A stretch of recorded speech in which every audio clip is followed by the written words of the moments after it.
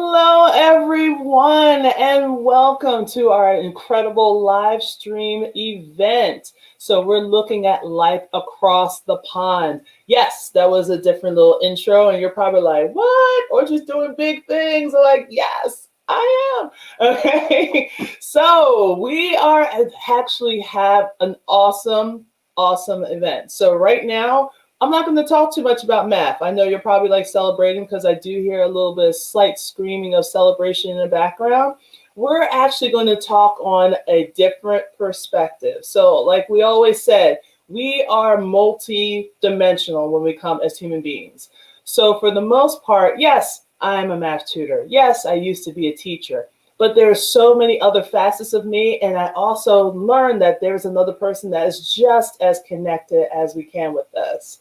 So we have a person straight live and direct from the UK. And we would definitely want to do a little promotion for her. We are going to see Miss Sarah Edwards. So she is an author, she's a tutor, and a wonderful mom of two. So I definitely want to introduce to everyone Miss Sarah Edwards. Hello, Hi, Sarah. Hi. Oh, Thanks so much for having me in your community. Oh, thank you so much for coming out, and thank you for reaching out, because who knew? All of a sudden we got these crazy connections from LinkedIn, and here we are. Now we're doing a live together. This is what I'm talking about. It's amazing.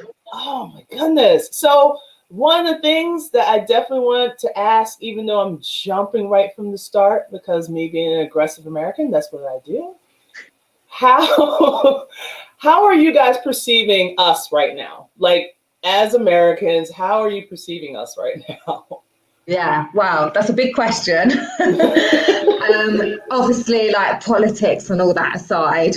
So so obviously I've only known Americans really through TV, films, Hollywood, TV programs, sitcoms, that kind of thing. I love an American sitcom. I grew up in the 90s watching Friends, Sister Sister, The Cosby Show, all of that kind of stuff. So that's what I think of as Americans.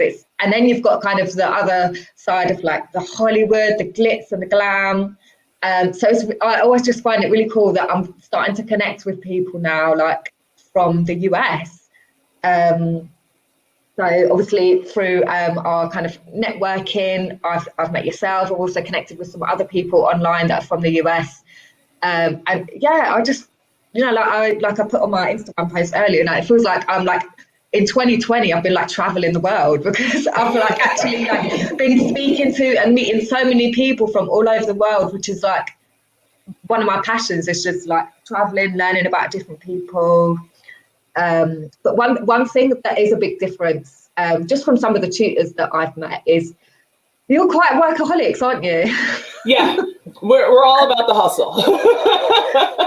We are all about the hustle because we're always trying. It's not so much like a competition, but it's just like everybody wants to make sure that they're okay and that they're reaching out as many people as they can possible. So it does seem like it's like, all right, I got to get how many clients here and I got to get how many clients there. And even when you mentioned about the networking, like it just seemed like COVID, it had a blessing and a curse to it. Because now I'm starting to see, just like how you are, reaching out to people that I would have never even thought of even just communicating with. Like we got CEOs of companies, and some people are just starting, they're entrepreneurs as well, or they're just students and instructors and all over the world. Like, hey, I'm doing UK right now, but like 2 days ago, I was in, Arizona, and then Kenya. Like I have a client from Kenya. What? Yeah. So, I just love all that, like it connect with is. so many different people. And I mean, I think that, when I think of English, for me, if I even mention England to anyone, the first thing they think of is Mighty Python. And you're like, there's so much more. And it always goes to the Holy Grail. Or the Queen, probably the Queen. Or the Queen. I think Monty Python, like, I don't really even know what I've heard of it obviously, but I think it's like before my generation. I'm sorry, sorry fans, but like I'm 48. Like this is my world. But it is. It's like the Queen and what's going on with Harry, Queen. and and what's going on. Who's going to be the next in line? I'm like, the woman hasn't even passed yet. Why we keep talking about who's next in line? Slow down. Yeah, yeah, But yeah. with all of that, I mean, but there is a lot of similarities that we have. Like, tell me a little bit about your background. Yeah, so obviously my professional background has been working in so where have I worked? So I've worked for the probation and prison service for the last 10 years. So I have worked with offenders basically for my whole kind of adult life. So I started off volunteering for the youth offending service. So over here in England, I don't know about in the US, but the age of criminal responsibility is, I think it's 10. So we had people as young as 10, but so from 10-year-olds right up until they were 17. And then after that age, they go to the probation service. So I've pretty much had, experience working in all facets of probation. So that's another thing, any young people out there watching, you've got to start somewhere. So I worked in reception. So I had, front of house, meeting the offenders. And then I worked in admin. I worked in Crown Court, Magistrates Court. I was also a supervisor for unpaid work. So I don't know what you call it over there, like community payback, community service, reparation. Yeah. So I used to take the offenders out in a van and take them on their projects. So yeah, that's kind of how my career in this direction started out. And then so where I was in like quite a small town where I was working in probation, and they didn't really have any opportunities to train to be a probation officer. So I'm like you, I'm a go-getter. If I want something, I'll go and figure it out. So I figured it out and I was like, okay, the only place is London. London wasn't too far from where I was. So I failed the first time. So failure happens, I failed the first time trying to get in, and then I was like, right, I'm going to do it again the next time round when it opened up, and then I got in. So I was, working for the probation service, so done my training and then qualified in 2014 as a probation officer. So my whole life has been working with offenders, really. Right. Like how, and I know it's not going to be like a sexist thing, but I know there's going to be some out there that's probably going to listen. But like as a woman, and then you're dealing with the offenders, like how did they treat you? Was it like a constant battle that you had to go through just in order for you to go up in that ranking? Yeah, so in terms of like in relating with the offenders, quite a few people are shocked. They're like, oh, and I'm quite a small, petite person anyway. So they're like, what? Like a little person like you with offenders? But I don't know how it is in America, but over here, like it's in a safe environment. So where they come to see you, so I work in the community. So we have an office building. They come to the office for their appointment, and we have like appointment rooms. Then we have cameras, we have panic alarms. Even when you go into the prison to visit them, you have designated areas. There's a lot of staff around. So I've rarely felt threatened by someone, especially not like physically threatened. It's more the emotional kind of game playing vibes you get from some people, but definitely not like physical violence. I think once I've had to press the panic alarm in my whole entire career. So yeah, we don't really, it's kind of not as dangerous as you probably think. And another thing with probation is it is, as much as you're there doing like a caring role and trying to understand and like build relationships, it is quite authoritarian in the sense that they are there because they have to be, and if they don't, they know they will get punishment. So you kind of build on their relationships, and you just get that rapport with them that actually, we're not here we're not threatening, we're not the police, we're not here to get you in trouble. We genuinely want the best for you. So I think as long as you try and get that across with offenders, you don't really have any problem with feeling threatened or scared. You might have someone, sitting across you that's committed a murder or a violent offence, but you don't really see that when you're there. You just see a person, another human being that's talking to you and about their problems and their lives and sharing that with you. So I don't think it's your perception of people. For me, obviously, that's normal. For someone watching this, it might be like, wow, crazy. But yeah, I really enjoy it. Right. I mean, like for you to do it for 10 years, like I worked at what we call the juvenile justice system for like 13 months. And believe it or not, like I was at Baltimore City public schools prior to that. And just going into that environment, like I couldn't just go into another room. I had to get someone to unlock the door for me to go into the room. And then you had to ask the question, like, what are you going into the room for and all that? And I was just there as an instructor. And of course, the boys saw me in a different light. Like when I came in, you can't tell right here, I'm 6'1", weigh a lot. And it's not like, you know, anyone could easily push me around. So when they see me, they're just like, okay, she's trying to be like another officer. And I just said, no, I'm trying to be a math teacher. And they're like, oh, okay. I thought you were gonna, and I'm like, no. And then I'm very polite, the whole please, thank you, and excuse me. And I recall one situation that I dropped something. I went to pick it up and I said, excuse me, to a young man. And he just looked at me like, and I didn't understand until later on, like weeks later, he's like, you know, no one's ever said excuse me to me before. And I'm like, wow. Oh, well, yeah. I don't even remember saying that, but sure, you know, that's what I do. And I treat you like a regular human being. And if I can, I always ask, can I bring snacks in for them? And, you know, because they're working really hard and I know mentally they don't know what their future is going to be. We've had kids in there for, it's supposed to be that's a holding cell, it's detention. And we've had kids in there for almost a year.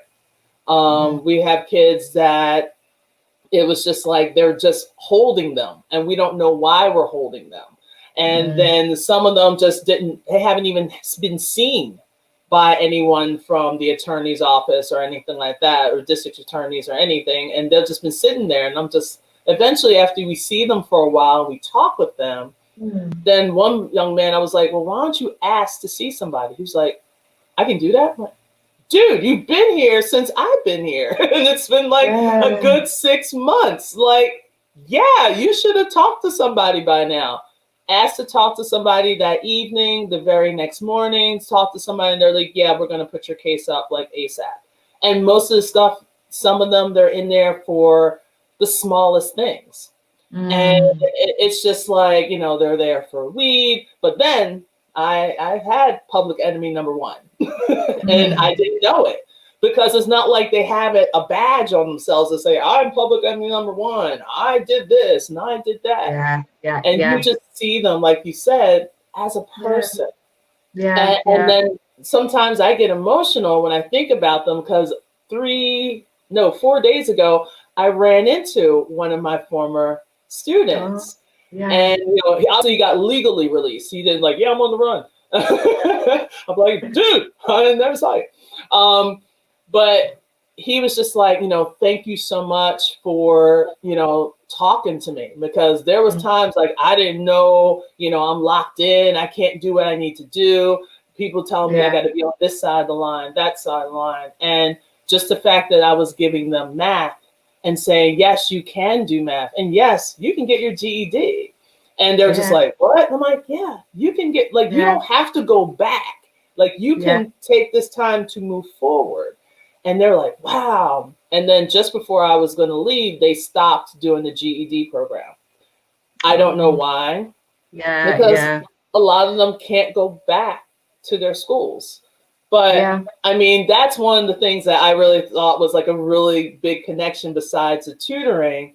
But it's also like your involvement. Like, you're not just a probation officer. You're actually helping people make that change, making that transformation.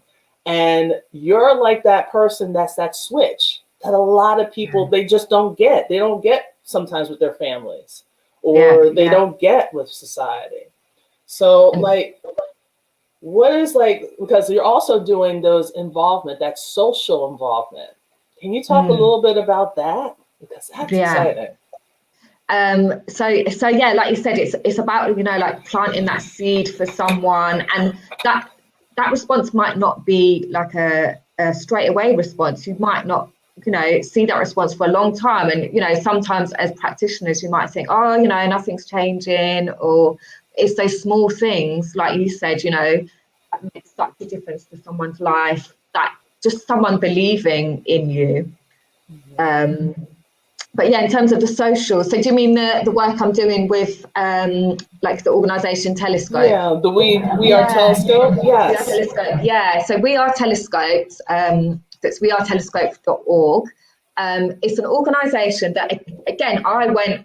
I was can't remember how I got in contact with them, but it struck a chord with me. When you just want to really get involved with stuff where you're like, oh, that's exactly kind of the same thinking as me. They're kind of doing what I really believe in. So they want to connect policy makers with frontline staff. So obviously policy makers are the people in the government, the people that are, making all these decisions about how to work with offenders, what is the best practice, all of those kind of things. But it's so often that those people have never worked with offenders.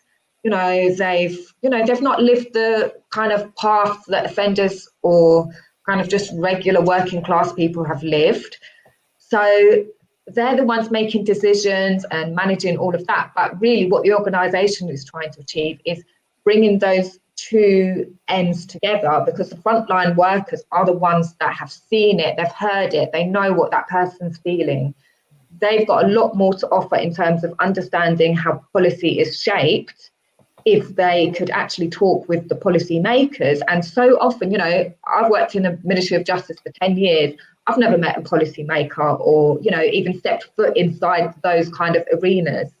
So what they're trying to do is say, what, it's just as important to hear the voices of the people working on the front line, so we can inform them on how to make better policy decisions. So I'm all for that, letting people have their voices heard that may not normally have their voice heard. And yeah, like giving different people a seat at a different table,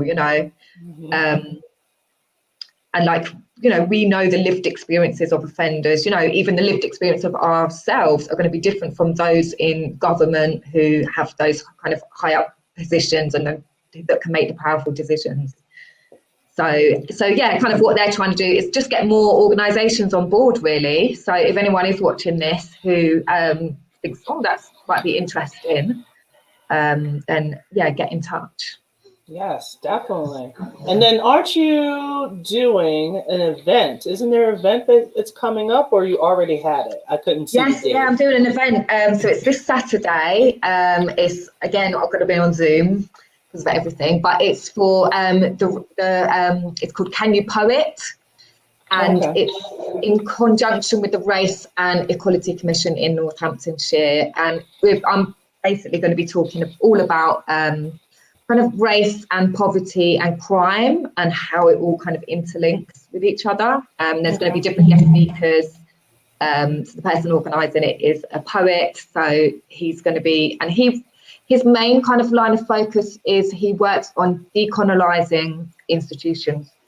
So decolonizing like the education system, prison system, all of that kind of thing. So I think that'll be right up your street, Audrey. So give it a watch, definitely. Definitely, because we're going through the same struggle. I mean, people don't understand that we're making money. There's a lot of money that's being made off of our youth.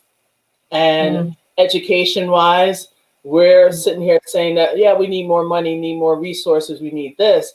We just need more transparency. Like, what is actually happening in the classrooms? Because now we got a lot of kids that are so-called graduating that really don't have any skills. They don't have any trades. They don't have any leadership, and they're lost. So what are they going to do? They're going to try to go and do things because they need to eat.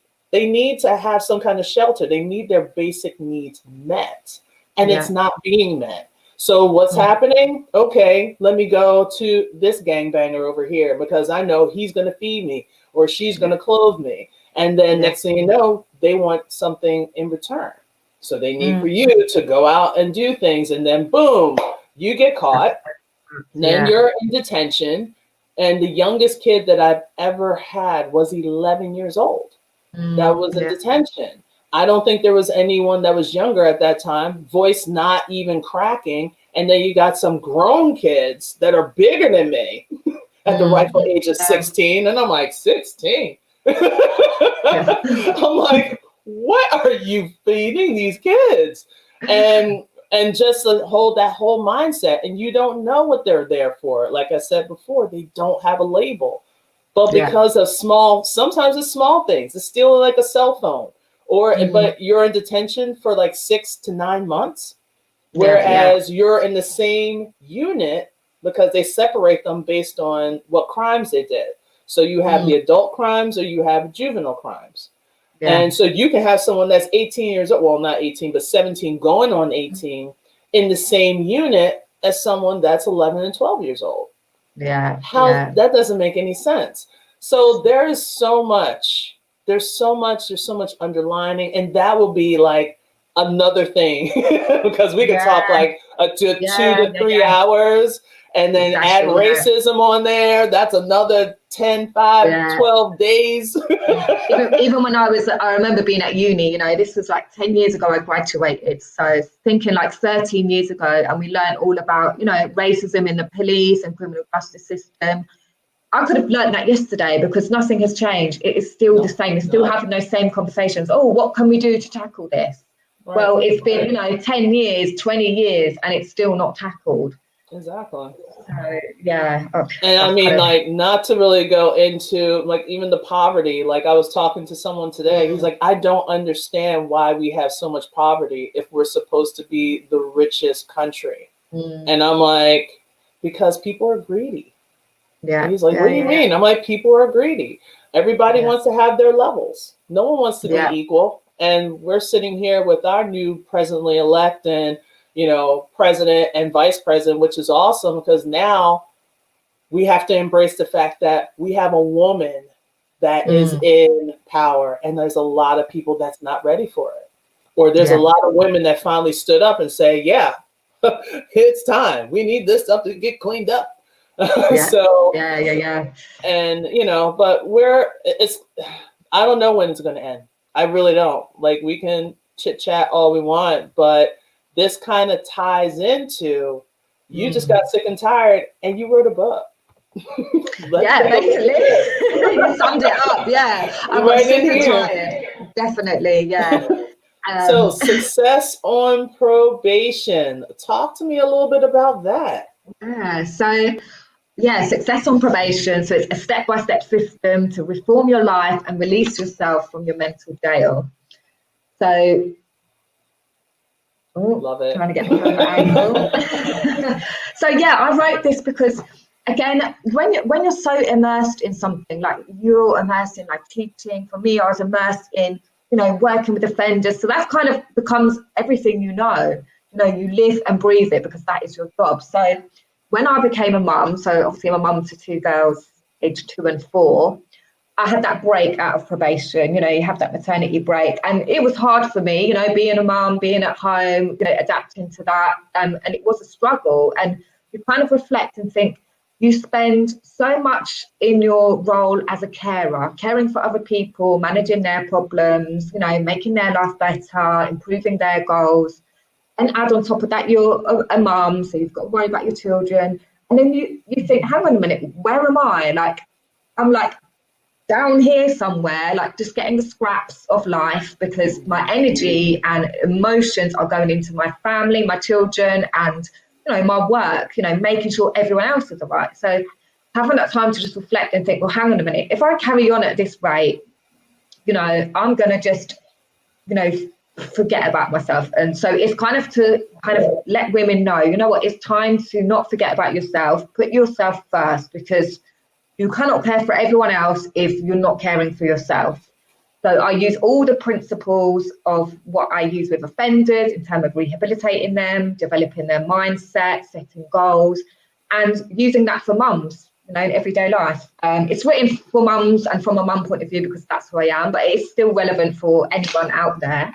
So, like, for example, where I talk about, so each chapter is split up into like themes of like the criminal justice system. So we've got like offence. Obviously, what is your offence that you've committed? It may be that you're experiencing mum guilt, or you're in a negative place. So that's your offence. And then your arrest is when you finally realise like something needs to be done. So maybe you've had a health issue that has contributed because of your stress levels, or you're just realising something needs to change. And then you've got a chapter about court. So we all judge ourselves, we judge other people. So it's kind of linking the process that offenders go through in the court system to actually us judging ourselves. And we've got a bit about victims, so like putting yourself in that victim mindset. It's not helpful to get drawn into that I'm a victim. And then it's about making a change, rehabilitation and goal setting. So like actually moving forward and taking action. And then finally, we end with reoffended, because as with offenders, we mess up as well. We start something, we stop, we go back to it. So that's okay. And it's just letting you know what, change is a process. It's not going to be from A to B like straight away. So it's giving you the tools to manage those slip ups, and then maintenance as well to actually manage that and go forward. So it's just really valuable for people. I've obviously, like I said, helped plant those seed with offenders. So now I want to kind of do that for people that are not offenders. So yeah, even if even for offenders, it will be a really good toolbook for them. And plus, it'd be very supportive to like mothers of offenders. The very first time that your child is going through this whole process, and sometimes you feel like you're alone, you're by yourself, and you're like, okay, I know everybody else in the neighborhood might have gone through this, but I physically have not gone through this with my child. I've worked so hard to protect my child, and now my child is part of the system. So like even that book can help out. And if you're starting a business, like everything, all the emotions, changing your mindset, just trying to have that progression. That is, I just love the fact that you able to get to the heart of it and then can use it in no matter what avenue. Like you can throw it up in any situation and it'll have it covered. Yeah. And it gives you like steps. So it's kind of that book that you can kind of just revisit and be like, oh, you know what, I'm going to revisit that and, go through that. And and it's not like one of those like, okay, let me just read through it and then I can just toss it away. It's like constantly revisit. It's like a working thing. Yeah, because change is a work in progress. So, to have that kind of guide with you to guide you through. That's awesome. And also because as another thing is when offenders finish, so like in England, if you've got a probation officer, your time eventually finishes. And sometimes it's kind of just like, okay, like that's it now. And they've got nothing going forward. So just to be able to have something that they can actually take forward and, continue on that journey. Because as we all know, once you've finished a course or finished school or finished uni, you kind of think, oh, that's it, I'm finished with that now. But actually it's the beginning. Process, right. Yeah, that's just the beginning, definitely. Yeah, it's just like another step. You're making that transition, and at least you'll have something to kind of help you with that transition. So as you go from one step to the next, this is great. Yeah. I think a lot of people really should reach out to it. It is on Amazon. So if you ever want to go ahead, I'm just going to put it back up here so they can see it again. So Success on Probation. So we got it on Amazon, and it's not just some random person. This is a real person that just got sick and tired and really just wanted to reach out and help as many people as we can just to escape from that mental jail. And we all know, especially wellness is a key thing that's happening, not only for just the offenders and for our youth, it's for everyone. So, if you really want it, get it on Amazon, go ahead and look it up. And if anything, while we're still here, especially for the encouragement of women, I would like to kind of put forth this new flyer that they have for the Women's Leadership Forum that's coming up on March the 18th, 19th, and the 20th. It's usually held in Washington, D.C., but this year we're doing it internationally. And your girl, Audrey Conner Gibson, is one of the resource people on this. So if you ever want to know, hey, ACG Math Tutoring is probably going to go international, so this is what we're going to do. So if you need to get your tickets, please go to forwardwlforum.org. That is forwardwlforum.org. So now that we have that, so we're going to kind of talk. Look into that. Right. It's really a great, I mean, it's a great place for networking. It's a great place to just talk to all different women from all over. So it used to be just in DC, and they had it for the last 4 years. It's being run by Miss Colette McCullough. I always mess up her name, but she runs the human resources for what's MPR or MPT, so Maryland Public Television.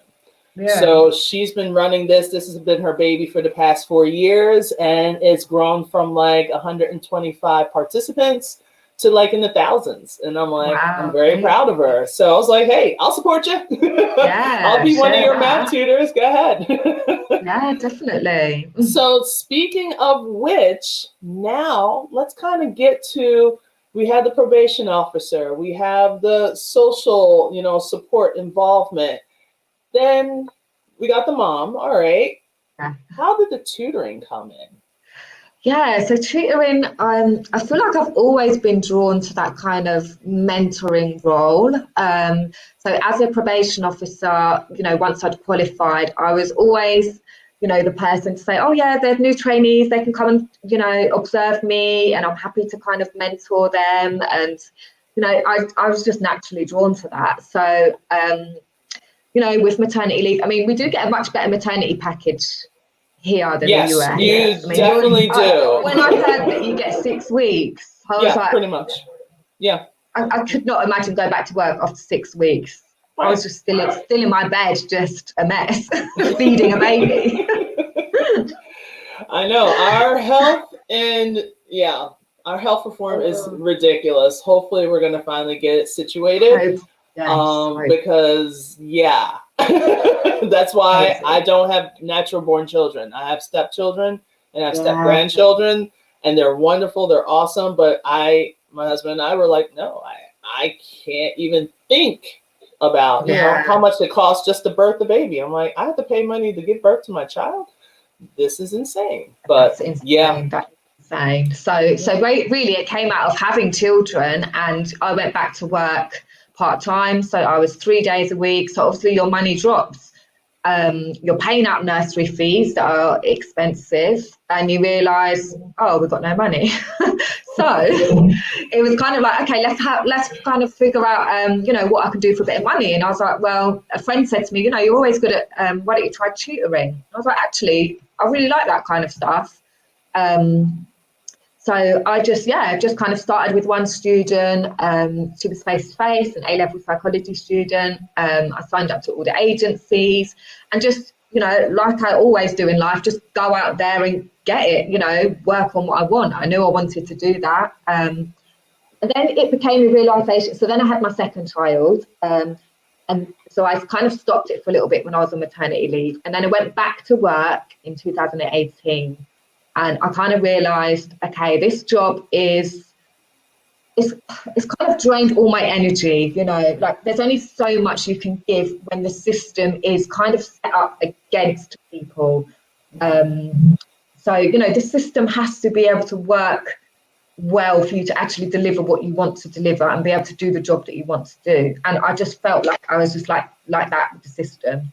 And then career progression was not that inclusive, I would say. So I was like, okay, you know what? Let me try this tutoring thing. I had really positive friends around me who were kind of similar mindset, a few that had gone into their own businesses.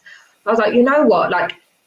And that's exactly how it relates to the book as well. I just had that moment of change, a moment of clarity to be like, I could spend the next 10 years of my life working in probation, or I can, give back in another way. So as soon as I had my first couple of students, it just came so naturally. I was just amazed by like how they can improve their confidence, you know, how they like finally started to understand things. And it was like small changes over time, and seeing them be like, oh wow, like you've really helped me do this, or you know, I improved my grades, you know, I got a B or I got an A, like just like feeling their response. It's just like, yeah, this is definitely what I want to do.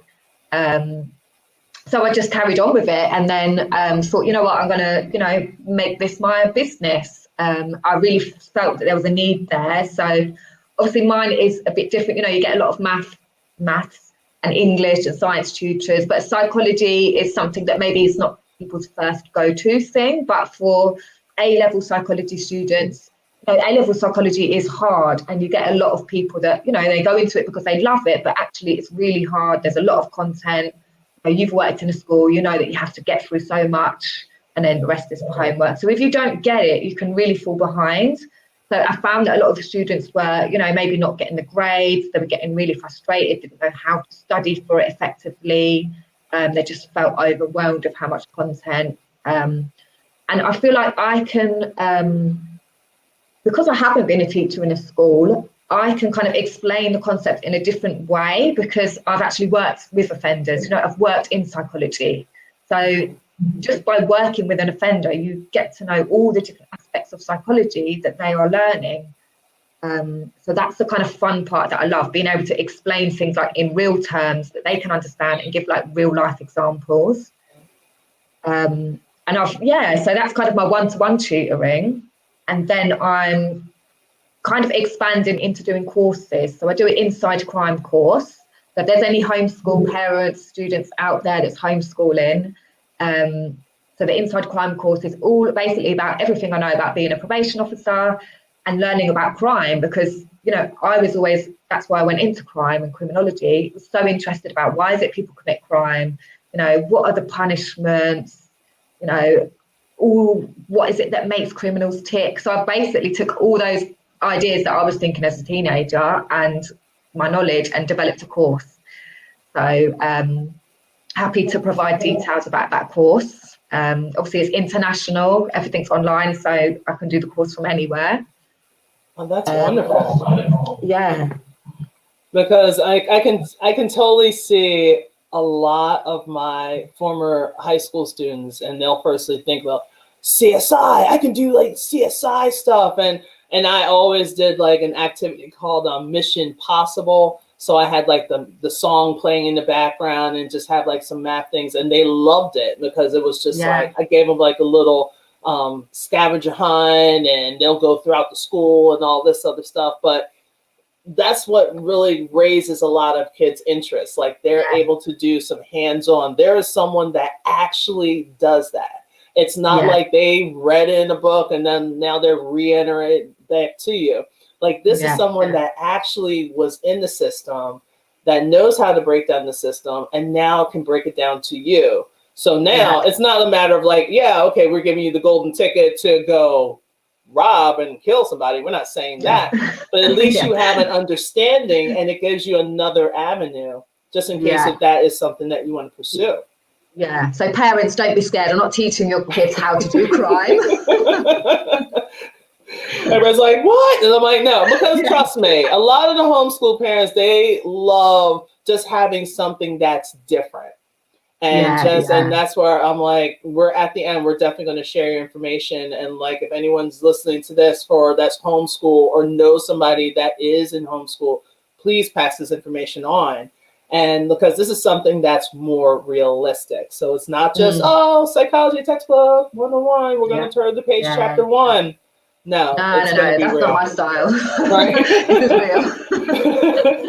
We're going to get real down to the nitty gritty. Yeah. So yeah. While you were speaking, quickly I thought about why I started doing tutoring. Very similar. Got to the point one day I was just tired of coming home, and my husband's like, "How was your day?" And I'm always like, so it's like, just don't want to do anything, do you? Just like a vegetable. Just whatever, let's throw something together for dinner. I'm going to go to bed, and I'm going to wake up angry, and then I'm going to keep going. And it wasn't until like a year ago, last Friday, that I was just like, I got to make a change. Like this, this is not my life. And at that time, I was 47, but now I'm 48. And I'm like, you know what? This is not my life. Like, I don't know how much longer I have on this earth, but you know what? I'm going to be happy. Exactly, And then there was a kick in the butt, lost my father like 4 years ago, and then it just kind of opened things up like, all right, what are you doing? And while I'm in the classroom, I have the security, I have my own benefits, and all this other, you get your regular paycheck and you spend it how you want to spend it. But inside, I just felt empty. Like, even though I was with the kids, I loved it. I loved going to the kids and just teaching, but it was all the other foolishness. I'm stroking people's egos, which I don't do. And then you having meetings, and some of the meetings you're just like, why am I in this meeting? You could have put this in the email. Like, and you're still talking? Really? Like we're still talking about how to use, how to use a simple door. Okay, you turn the knob and you go through it. Oh, you don't want us to use that door? Okay, cool. No, seriously, you're still talking about the door, and then someone's chiming in like, that doesn't mean that we can't use the door. Okay. So I mean, I just got tired of that. And I mean, I love my special ed kids. I love working with like kids that struggle, and they were struggling with another teacher. And I'm like, come to me, let me break it down to you. And they're just like, why didn't the other teacher say that? And I'm like, I don't know. But all I know is this is all you need to know. And this is how you connect it. And just like how with your course, this is what I've learned. Yes, I haven't been in the classroom, but that's what makes me different. And I think that's what a lot of parents are looking for. They want something different. Yes, they can go to big name tutoring companies and fork out tons of money, and they're going to say, yeah, your child's going to make a difference in like 10 months. Seriously, do you have 10 months worth of tutoring money at that cost? Probably not. But at the same time, like, that's what parents want. They want something different, and they want something effective. So if you can provide that, just like if I can provide that, it's going to stick, and then you're going to have that niche, and then the word is going to go out. So we don't have to do all this craziness with social media, even though I am enjoying this live stream, because I'm sitting here in one of my bedrooms talking to someone in England, which, I mean, my mother-in-law is English, she is from England. So it's kind of like, hearing the accent, I'm like, I'm kind of hearing it, and it's kind of like, oh, I miss my mother-in-law. Whereabouts in England is she? I want to say on the outskirts of London, but I cannot remember the small town. And I remember it was featured in one of these TV shows, and I just, all of a sudden, I was trying to remember it for the past couple of days, could not remember it. But as soon as we get off this, I'll remember it. And then plus, like, it's getting dark already. Like, it's, what is it, 4:15 in England. And for us, it's like 11:13. So, and it's just, oh my goodness. So of course I have one of my former players, former girls coaches. She's like, Coach Gibson, literally one of the best teachers. I love my kids. Like, I miss them so much, but I love to see them grow. And when I see them and they're popping out kids left and right, I'm like, God, slow down. I know it's a quarantine. Read a book. Take it, go get Miss Edwards' book and read it, okay? Get a break. But for the most part, it's just like, when it comes to tutoring, when it comes to being a parent, just making any kind of life changes, it's just like everyone has that moment, as you said, that you're just like, I can't do this anymore. Like, I want my kids to be able to do something independently. I just wanted my freedom. I've been saying how free, like when people ask me like, how is it? I'm like, I just feel so free. And like you, I had that decision between safety and security and taking that risk.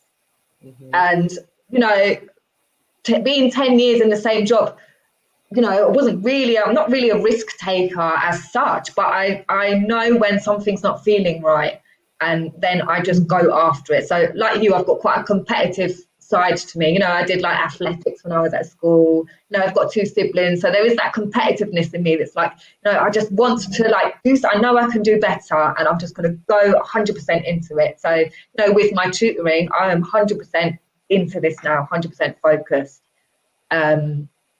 So yeah, that's kind of what I just love about being able to do it on my own. Right. And I mean, there's so many, and I want to say people, but I also want to direct it to women. There's so many women that, oh, I want to do this, but I don't know if I can. And I'm on the fence, and I'm right now, okay, it's great. I'm seeing these 2 great women that are sitting here talking about their lives, which is wonderful. But it's kind of like, what would you say to that person that's kind of like on the fence? Like, what would you say to that person if she's sitting right in front of you right now? I think sometimes, like I weighed it up a lot in my head, and I thought for a good couple of years, but sometimes you just got to rip that plaster off. Like, you just got to be like, right, just go. Otherwise you just never will do it.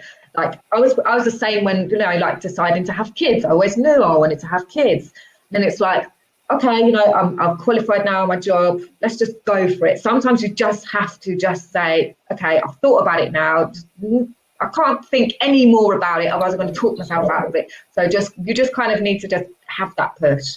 Yep. And keep surrounding yourself, keep surrounding yourself by people. So like for me, it really helped that one of my good mum friends, she set up her own business. She's been running her business for like about 10 years at the time I met her, but just being around other people, because you really like soak up their energy. My cousin as well, like he's a singer, songwriter, actor, so he's technically, on his own business, and just being around people like that just really helps develop your mindset. So because there's a lot of people that are naysayers, like that will say, oh yeah, that's cool, but you're not going to do it, you're not going to stick with it, and because they're like, oh, I know you because you don't follow through with things.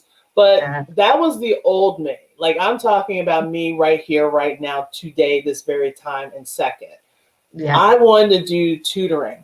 And there was a lot of people, I love my mother, but she was just like, I want you to move forward, but are you sure? Or you have the security? And I'm like, Mom, if I don't do it now, it's never going to happen. I'm going to continue on. And one day you're going to get a phone call from wherever school I'm at saying that I had a heart attack.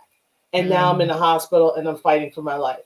I don't want that to happen, because I was like that workhorse, like, this is what I do. If that means I have to stay up till 1, 2 o'clock in the morning, oh, okay, I get 2 hours of sleep because now I got to go into the track and try to, walk and whatever. But at the same time, you're burning. Like, I wasn't burning the candle from both ends. I was burning the candle in the middle as well, and a little bit on the side, and everything is just dripping everywhere. And then you're just praying for, like, when I was in the classroom, like, Thanksgiving's coming up for us, which is on Thursday. And I just prayed for those holidays, like, well, I can't wait for Thanksgiving so I can rest. And what happens? You're still doing work, but now I'm not doing schoolwork. Now I'm doing life stuff. I had to put on that hat, now I'm doing homework workers. It's just so much. But now as a tutor, I can tell I have control of that. I have control of how many students I can take on, how much I'm going to charge, if I'm going to do online or in person. But now, because of COVID, online. I love you all, but I'm not taking that risk because our stuff is going up quickly. And it just seemed like I have that control. And that's what I always wanted, because I work hard for other people, but I can never work just as hard for myself. And I'm like, this doesn't make any sense. That's when I started. And then the last not even 90 days, everything is starting to click, which is great, word of mouth, and you're getting those referrals. It's amazing how, just to share that journey and that story of other people, like, how like we've connected, and maybe to like hear how you're doing it, other tutors that I've connected with, because you know, not running your own business, being an online tutor, it is just kind of you. So there's no colleagues to talk to around here. So it's just nice to like have other people going through the same things. It's kind of like you are like my colleagues, you know. Right.